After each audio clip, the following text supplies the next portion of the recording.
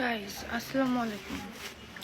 তোমরা যারা মনে করো যে স্কিন কেয়ার করলে মুখ সুন্দর থাকে, না, অনেক টাকা লাগবে, অনেক টাকা লাগবে, বুঝছো? তোমরা অনেক টাকা দিতে দিতে পাগল হয়ে যাবা। তোমরা কি করবা জানো?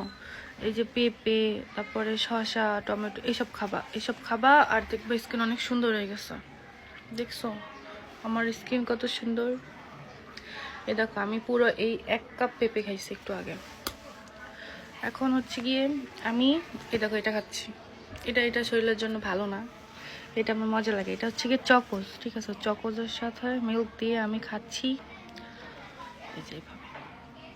এটা অনেক গরম, সো আমি তোমাদের খেয়ে দেখাইতে পারতেছি না। তোমরা কি করবা?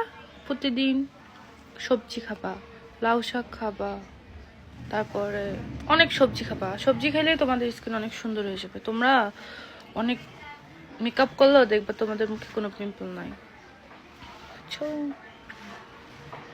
যদিও আমার একটু স্মুথ ফিল্টার দেওয়া আছে, এত স্মুথ স্কিন কারো নাই ভাই।